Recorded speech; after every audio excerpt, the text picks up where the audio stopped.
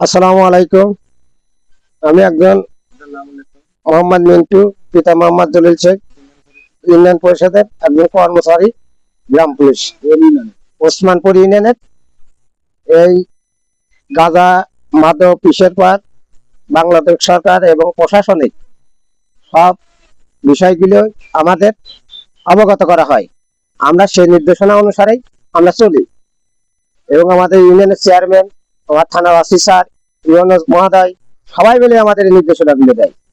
অন্যায় অবৈধ দেখো সেরে আমাদের এইগুলো দেখা লাগে, বলা লাগে, তথ্য দেওয়া লাগে। এই সূত্রে 27/6 শনিবার বেলা 1:30টার সময় এখানে সালিম, সায়না, নাহিদ, রাহেলা, ফারুকের সওয়াল, নাইম এরা মাদক সেবন করে এবং বিক্রির ডিলার। দুদিন আগেও সালিমের সঙ্গেই ফারুকের ধরি মেজা চালান দেয়। চালান দেওয়ার পরে জাবিনেহা এসে আবার এগুলো শুরু করে। এলাকাবাসী ইয়ং সওয়ালপালের পরিবার সবাই মিলে এদের এইগুলো মানা করে। আমি এদের হাতে পায়ে ধরে অনুরোধ করি যে তোমরা যাই করছো তোমরা এগুলো আর করো না। এবং তারপরে আমার পর চাইনিজ স্কুলের নিয়ে আক্রমণ করে। আমার দাবুদা, আমি চাইনিজ স্কুলটা ছিল নাহিদের হাতে। নাহিদ আমাকে দাবুদাম দেয়। আমার পাড়া প্রতিবাসী ভাবি অনেক পাশে ছিল, দিয়ে কইলে যে পুলিশ তুই সড়ক করে মারি ফেলা দিল। ওকে এলডি শো করে, এলডি মেশিন, গুলি করা মেশিন এলডি শো করে। বানের ভয়তে দৌড়ে আসে, বাইরে এসে একটা লাঠি পায়, লাঠি নিয়ে।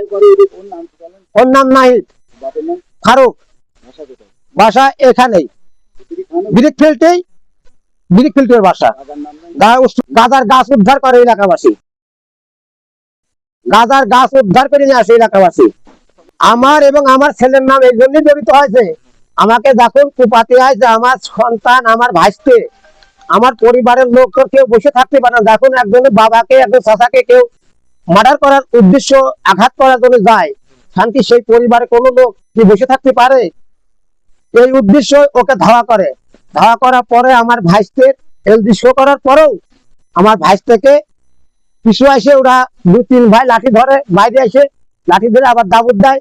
খান হলে চাইনিজ স্কুল আইডি মারিতে পাটের মাঝে ও আর ওর বাপ পালানোর পরে এলাকাবাসী ক্ষেপতে যাওয়ার কারণে এলাকাবাসী, আমি একজন গ্রাম পুলিশ, এমন আচরণ এদের সাথে চাকরি করি এবং চলি, এই আমাদের ব্যবহারের কারণে এলাকাবাসী ওই সব কিছু ক্ষেত্র হওয়ার কারণে ওদের বাড়ি ঘরদের এলাকাবাসী এই 2-3 গ্রামের লোক ভাঙচুর করেছে।